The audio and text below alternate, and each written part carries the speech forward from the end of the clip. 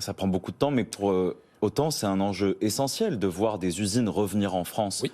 On a perdu énormément d'entreprises françaises. On a cru qu'on pouvait faire un pays sans usines. C'est Emmanuel Macron qui disait ça il y a quelques mois maintenant.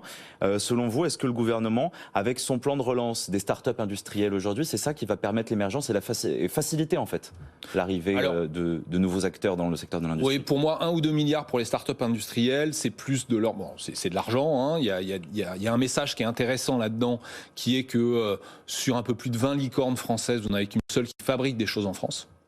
Vous avez des exemples qui aujourd'hui sont très connus comme Tesla, où on se rend compte que finalement la technologie au service de l'industrie, ça peut donner effectivement des startups qui dans des secteurs traditionnels font des choses merveilleuses. Et en France, l'essentiel, enfin la quasi-totalité des licornes ne produisent pas en France. C'est-à-dire que ce sont des entreprises qui sont très technologiques, très dans le digital, mais un petit peu moins, beaucoup moins dans l'industrie. Donc c'est bien d'envoyer un message là-dessus. Maintenant, si vous voulez, nous, aux forces françaises de l'industrie, on fait très attention. Enfin, on aime bien un terme qui est de dire, plutôt qu'être une start-up nation, on aimerait bien être une PME nation aussi.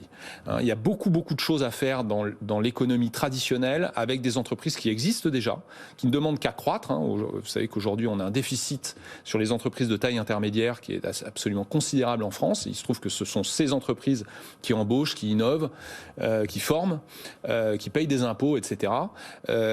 Il nous en manque à peu près la moitié quand on se compare avec l'Allemagne, avec l'Angleterre, avec l'Italie du Nord, etc. Donc, il faut faire croître des PME traditionnelles et les transformer en ETI, en entreprises de taille intermédiaire. C'est eux les acteurs clés en fait du maillon, c'est les entreprises de taille intermédiaire, les PME qu'il faut encourager. Donc, simplification, vous l'avez dit.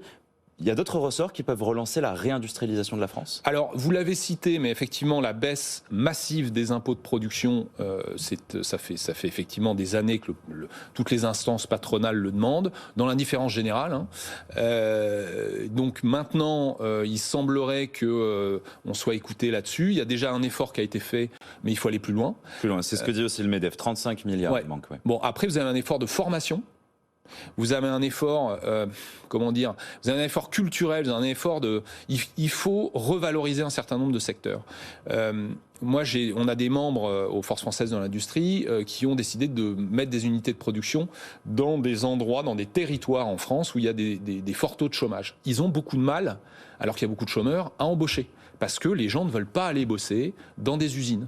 Donc, on a aussi la bataille de la culture et de l'opinion à gagner. Il faut qu'à nouveau, des parents encouragent leurs enfants, en tout cas ne les découragent pas quand ils veulent travailler dans l'industrie.